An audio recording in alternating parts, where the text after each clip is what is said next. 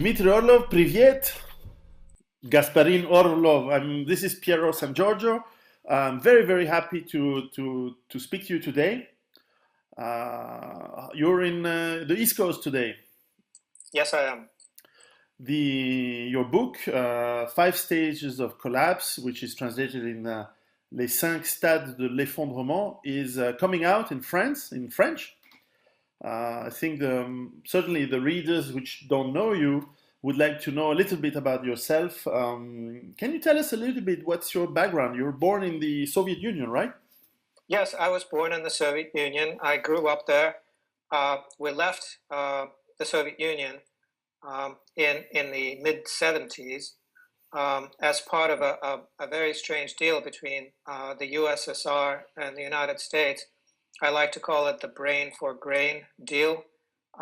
It had something to do with the reunification of families under international law, but really it was a way of getting rid of people for the Soviet Union and a way of gaining some educated scientific types for the United States. So we ended up in the United States, and I went through school and university in the United States.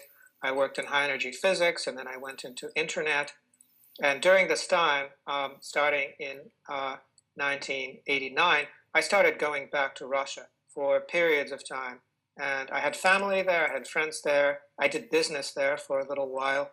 So I had a really good understanding of the transition that went on as the Soviet Union collapsed and Russia emerged as a country.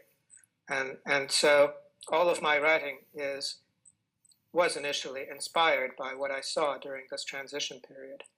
Your first book dealt with your experience or your analysis of the collapse of the Soviet Union and showing how the Russian and the former Russian Republic people managed to survive pretty well considering the fall of that empire.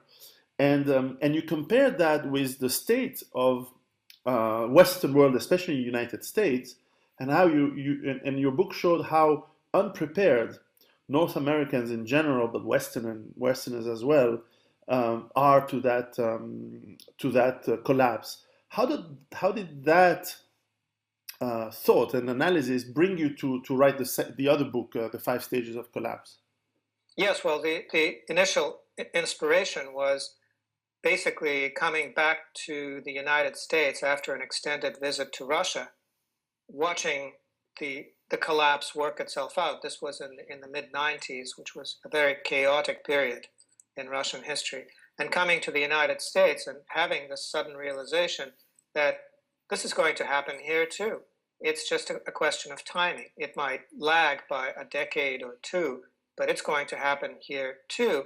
And then the next realization I had was that the Soviet Union was incredibly well prepared for collapse. It wasn't very well set up for day-to-day living, for existing, but it was very well set up for collapse. And the United States is the exact polar opposite. It is fairly comfortable in terms of day-to-day living while things are operating, but when they stop, it suddenly goes away. But then in the next book, I started looking at, well, how do you look at collapse as a process? How can you separate it into stages, and how do these stages relate to each other? And it's sort of an avalanche model that I came up with. It may not necessarily proceed, the phases may not necessarily proceed one after another. They may overlap, they can be out of order, but these stages they have a psychological reality. And so that is helpful in analyzing the situation. Now, in your book, The Five Stages of Collapse, you explain these five stages, which go from probably the more obvious, and you'll tell us where do you think we are in these stages, to the most horrible and probably beyond what is even the normal state of human societies as we evolved. How can you tell us a little bit about these five stages? Well, at the outset, financial collapse is the most likely trigger for the entire avalanche sequence of stages of collapse, because that is really all based on confidence and belief. Modern finance is very much a confidence game. There isn't a giant pot of gold sitting somewhere that has a physical reality and that everybody can point to and say, there's no way to make any more of that, so that's what's valuable. Instead, it's just debt and mountains of debt and debt piled upon debt. So in terms of financial collapse, I think it's already happened. I think that we're quite far beyond financial collapse at this point, but what's happening is a sort of theatrical suspension of disbelief. We're basically told that everything's fine because some people have forged some numbers inside computers to make it look like everything's okay, but it isn't. The economies aren't growing, they're shriveling. People's finances are in complete disarray, being covered over by mountains of debt that is fake debt because it'll never be repaid. So we're way beyond, the onset of financial collapse. And then the final stage of collapse is cultural collapse, where people stop acting like people. They stop corresponding to norms of human society. And some of that has happened too. For instance... Just a second. Je suis occupé, je suis au téléphone. Faut me laisser, s'il te plaît. Non, je suis occupé. Tu fermes la porte. Sorry. No problem. So the final stage of collapse is cultural collapse, where people stop looking like what we expect people to look at and don't act appropriately. For instance, parents stop reading to their children. Instead, they hand them some electronic device for them to amuse themselves with. That's a stage of cultural collapse right there, and you can see that. So that has started as well. And there are places in the world where cultural collapse has more or less run its course, where families have disintegrated, where community has disintegrated. A lot of these places are in the United States. And you can see them on the Jerry Springer show, if that still exists. Certainly, your perspective, once again, having seen the communist world, which indeed was a managed scarcity economy, planned economy, compared to the supposedly free market, but sort of free market economy of the Western world, where certainly abundance is still reigning. You're very right to point out that we are having a financial collapse. I don't know what's your perspective on the political collapse, but it's very interesting that you point out cultural collapse in the West, because obviously the Western point of view is often to see, I don't know, some parts of faraway Africa or Papua New Guinea to consider cultural collapse, but in fact we are already collapsing in all these 5 stages simultaneously. They're not just complete, but so once again, how your comparison, because like me, you're well traveled. You traveled across the world. I also worked in software, and therefore we both have the perspective of both worlds, and at the same time the depth of analysis that you have, and you show it in your books to project these experiences of what can be seen across the world into the world we live, and so. Is there any way we change this traction? Are we doomed to this collapse, or where can we stop and change it? Well, people have a limited capacity to change themselves. We're creatures of habit. And even if we can prevail upon ourselves to change our habits and change our course, there's also social inertia, and there are the expectations of the people around us. It's very difficult to engineer social change. It's not something that can happen spontaneously.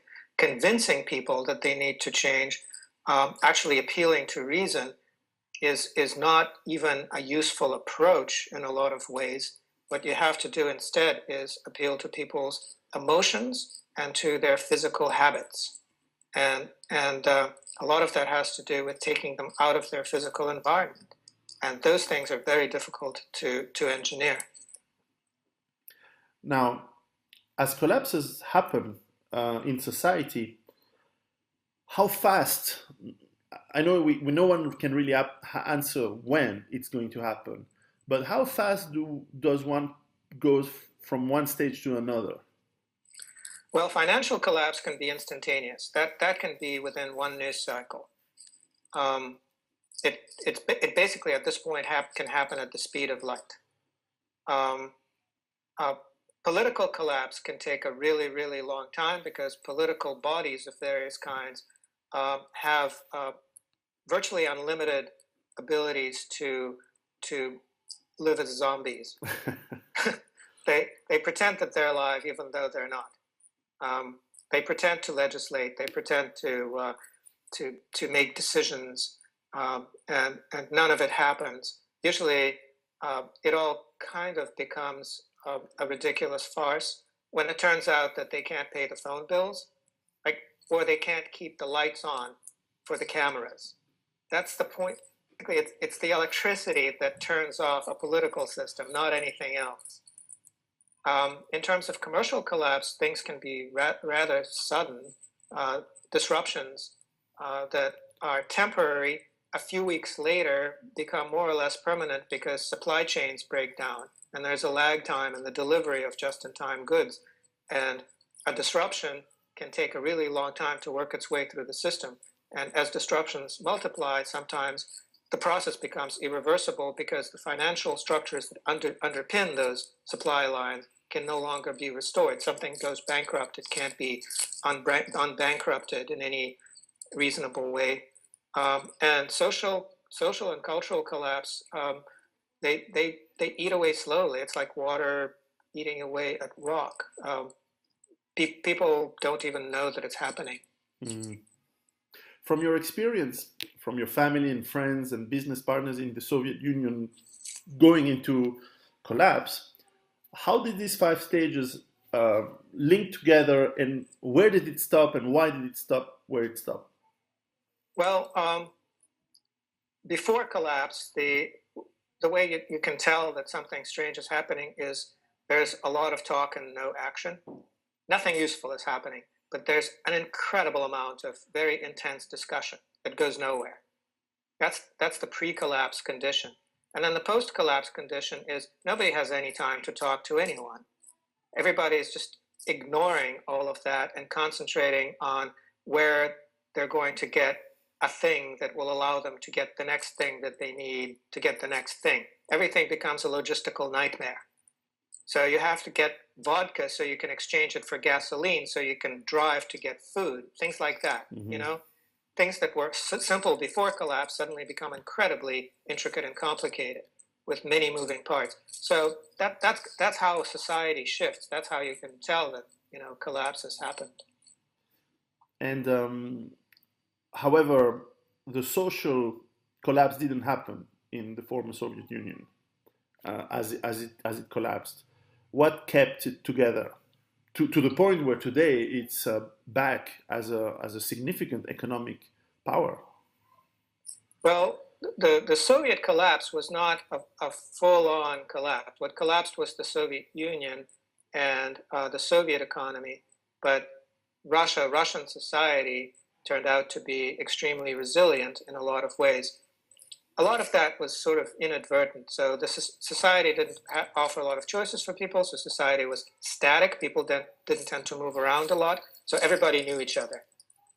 And there wasn't a lot of living space for people. The apartments were small, 3 generations living together in one space often. And as a result of that, you had strong families. They may have hated each other, but they were stuck together, so they made it work somehow. And that provided another layer of resilience. The food system was very poor in the Soviet Union, so people tended to have kitchen gardens and grow quite a bit of their own produce. So when the economy collapsed and food, other than basic starches and things like that, became very hard to get, people just basically started doing what they were doing anyway, more intensely. So all of these things that were suboptimal about the Soviet Union turned out to be optimal in terms of a collapsed state. And that is why Russia was able to muddle through to such a great extent. But the other thing that has to be understood about Russia is that it's an incredibly rich and powerful and diverse country. And it would be the richest, most powerful country in the world if it weren't periodically blown up with wars. True. So the last piece of the puzzle in terms of making Russia into, a world power that is stable and the rival of all of Europe is to prevent wars. Now, to some extent, Europe and certainly United States at least regularly claim to be indeed the most powerful and the most stable societies in the world. Before we go into Europe, what makes the United States so fragile and so risky today? Well, the United States has been going in a particular direction for a long time now, and the trend is irreversible. Basically, what the United States has been doing is cultivating a colony of powerful parasites that have been eating it out from the inside.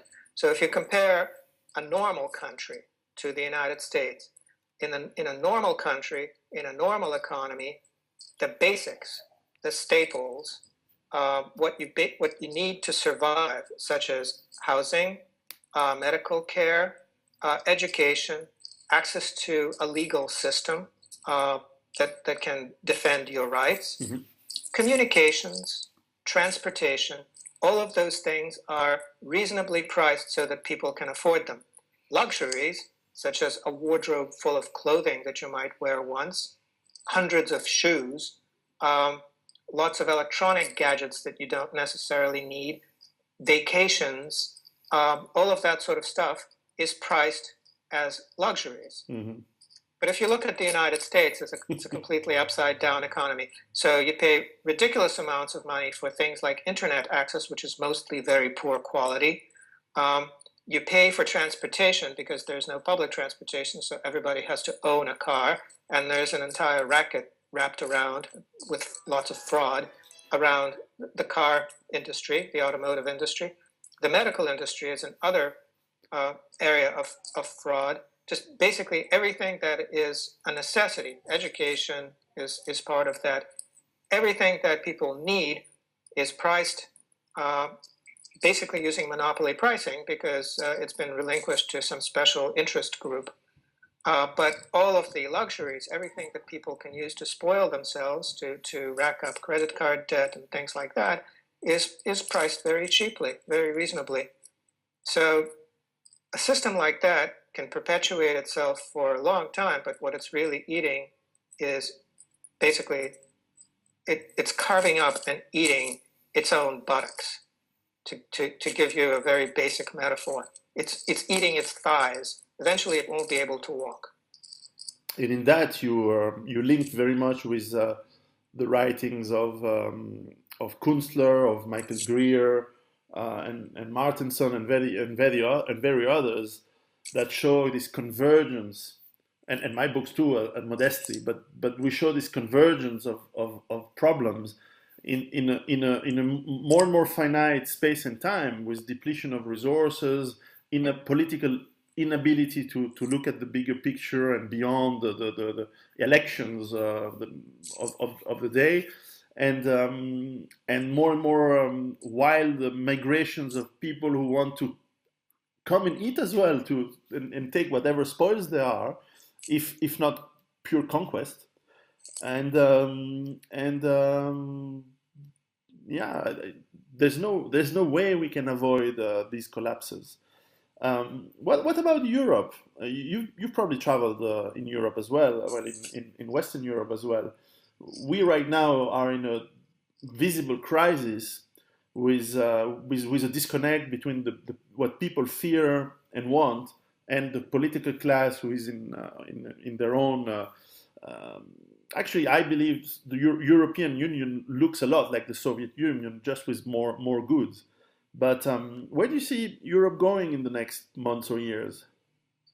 Well, Europe has found itself in a very difficult spot because of high standards. It has created a lifestyle and a system for itself that is very complex and very hard to sustain, and at this point, really unaffordable. The people are used to being taken care of to a standard that they can't pay for. and won't be able to pay for. And you can see it particularly on the periphery. So there's no way that Greek manufacturers can manufacture things to German standards. Now, in a sane world, you'd get rid of the German standards. In an insane world, you make the Greeks follow the German standards. And that is not going to go anywhere. So what you see in Europe now is the periphery is atrophying. Mm. And I think that, a lot of the countries used to be East Bloc countries in Eastern Europe have learned a really hard lesson from European integration. And a lot of people there are looking back on the good old days when they were part of the Soviet Empire. One last negative question, and then we go on to perhaps more lightning topics. But in your books, you do mention violence mildly. Perhaps your experience in the collapsing Soviet Union, violence was not that big as we've been told in the media in Western Europe. But how do you see violence playing out? Because it is a topic that is ambivalent, and people tend to project, when you talk about violence, they tend to project either their own fears or their own hopes into saying, yes, it was going to be horrible, or no, people will not turn violent. The reality is mixed, depends on the culture. What's your take on the violence within the collapsing of societies? Well, there are different levels of violence. The way I look at it is that people are violent, and they are violent without getting up from their seat much of their time. We do unspeakable violence sitting in front of a computer most of the time. But people think that non-violent is some kind of a meaningful label. For instance, you can have a non-violent demonstration, but a crowd is a weapon.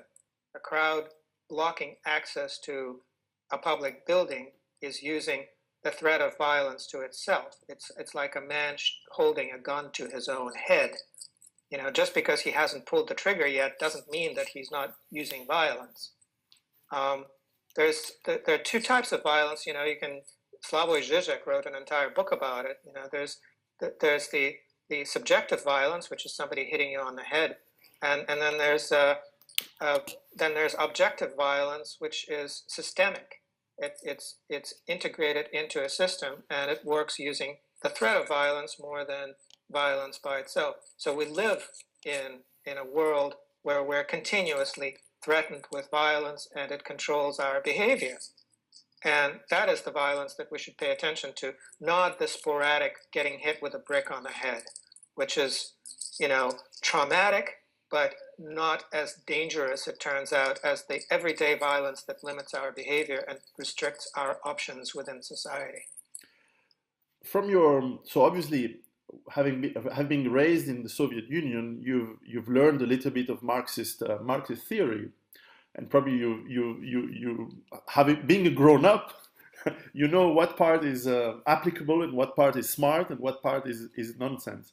But certainly, what's your take on indeed how can we learn from these mistakes? And now I'll turn into positive topics in the sense for us individuals. How can we learn from these mistakes and work to handle these collapses?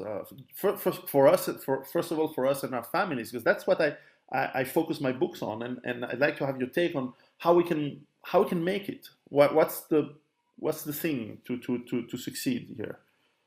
Well, the way to succeed in collapse is to be very practiced at failure. You have to get rid of things that are workable when you don't have collapse, but stop being workable. So things that don't collapse when everything else collapses are families and family ties, close friends that will stand by you no matter what, things you can do with your own hands, such as grow your own food and fix things instead of buying replacements, things you can manufacture instead of buying, in your own workshop, things like that. If you know how to fix a bicycle, then you don't need gasoline. So when gasoline runs out, you still have transportation. Very simple things like that.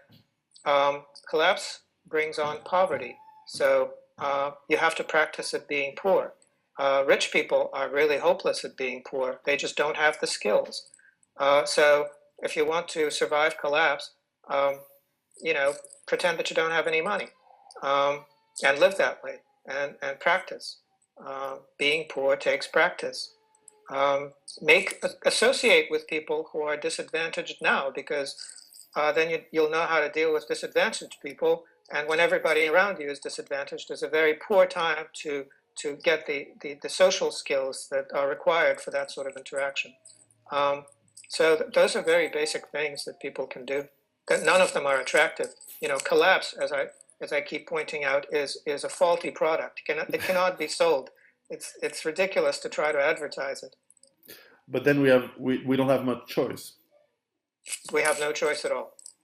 Now, one of the books that you co-wrote and certainly edited, which I really like as well, is Communities That Abide. That book tells examples and shows some ideas on how we can build communities.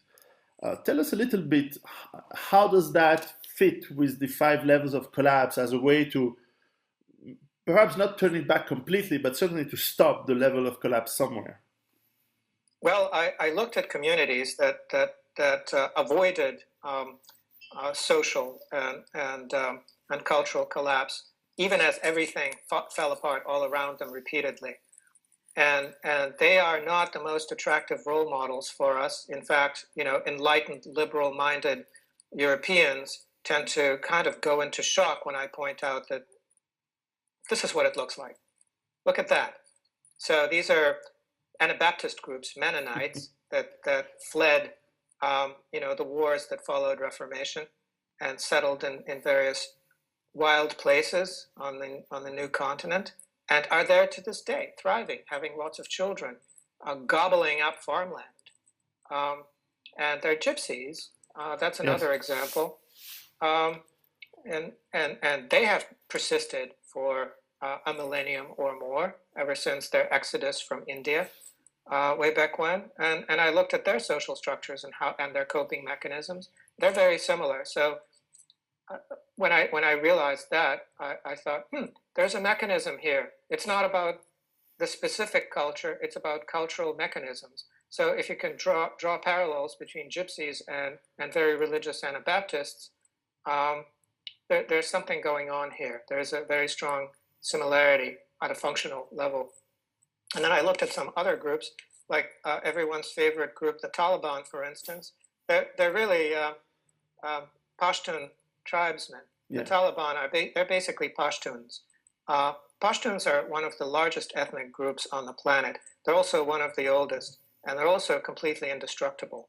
So I looked at why they have been able to stand up to all invaders since Alexander the Great with the same result. And again, I looked at not the specifics of the culture, but the mechanisms within that culture, the things, the rules that they play by. And it's these rules that make them indestructible. And they're very unpleasant from our point of view. The way they behave is absolutely unacceptable from our broad-minded, liberal, democratic European perspective. So that's a commonality that I found.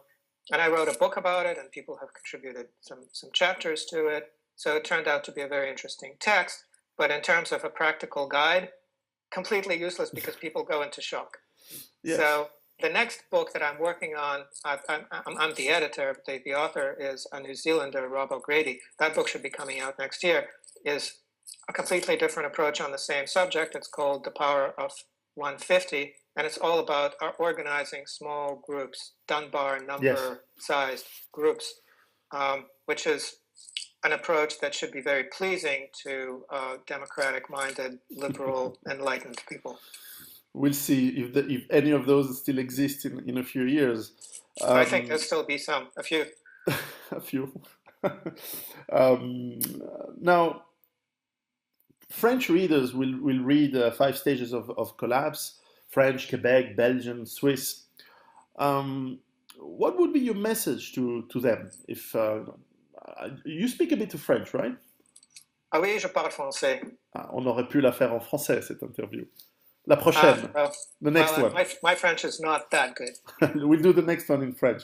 What could be your message to the French readers?